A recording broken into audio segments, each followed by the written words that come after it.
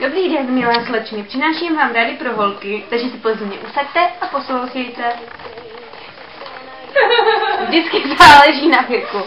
Holky od 12 do 14 let, poslouchejte. Chování holky. Holka musí být praštěná pro každou legraci a komunikativní. Co bys měla mít u sebe na rande, to je velice důležité, takže dávej pozor, tam si deníček a zapisuj. Deodorant. Přece nechceš smrdět, lesk, nárty, aby si okouzlila toho kluka, aby ti chtěl hned políbit. Říkačky, přece nebude ti pachnout z huby, kdyby zjedla smradlavý sýr. Nějaké drobné. Přece nemůžeš spoléhat na to, že v dnešní době tě kluk všude bude zvát. Nikdy nevíš, jaký vykluk se objeví. Teďka poslouchejte holky 15 a 16 let. Chování holky. Kluci opět dají na holku, se kterou je legrace, ale taky na, která jde do všeho. Takže pokud mu nedáte, nečekejte, že máte v něho šanci. Tím se však nenechte zlákat něčemu, co by se vám nelíbilo. Jinak přiloženo musíte to dělat, jinak vás pošle do prdele. Nebuďte vylezlé a nesnažte se být za každou cenu skvělé, nalíčené, upravené. Buďte přirozené. No tak to je ta největší blbost, kterou kdy mohl někdo poradit, protože znáte ty dnešní šamponky, těch chcou nejvíc upravenou holku barbinku, no prostě u nich byste neuspěli jako nějaké nenalíčené čupky. Co bys měla u sebe mít na rande? Růžovou rtěnku ve světlém odstínu a lesk. Takže pokud ti rty nebudou zářit růžovou a strašně se lesknout, nečekej, že se s ním budeš cucat. Deodorant, přece nechceš zase smrdět, žvíkačky, no.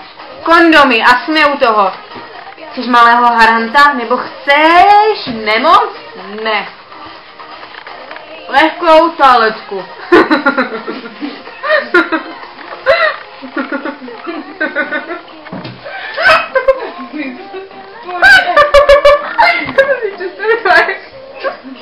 Jak nosíš sebou toaletu? Dobře, vůni. Aby se vonila. Holky 17 až 18 let, chování holky.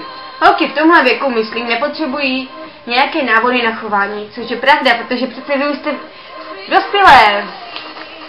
Skoro. No, už skoro. Již toho pravého okouzli, ale mnohdy se hodí. Holky měly byste aspoň trochu sklidnit, jelikož takové chování kluky maximálně viděcí. Tak nevím, kdy to kdo psal, ale můžu vám říct, že takové chování kluky právě zruší a budou povolní a budou vás mít rádi. Kluci mají rádi holky, se kterými je zábava, ale nehledají slečny, za které by se mohli stydět. No to je logické. No třeba si vás vemou, i kdyby se za vás styděli, ale vemou vás domů do postela a tam vás nikdo neuvidí, takže to máte jedno. Takže si odpusťte výbuchy smíchu na veřejnosti doprovázené chrochtáním. Tak to asi mě nikdy nikdo nebude chtít. Buďte svá, ale umějte se krotit. Prostě se skrte, nebo on vás skrotí. Co bys s sebou měla mít na rande? Na rande. Rtěnku.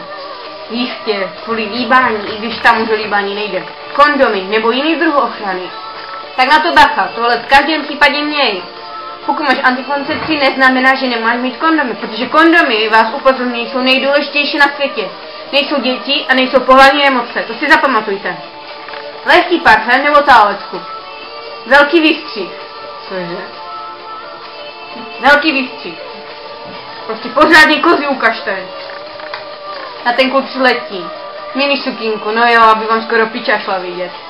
Myslím, že toto je tak příběžně, že každý si v tom najde to své. Kluci jsou různí, každý hledá něco jiného.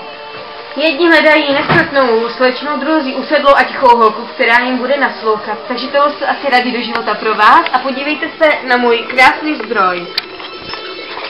Zdroj, který pro vás přináší tyhle užitečné tipy. Takže děkujeme.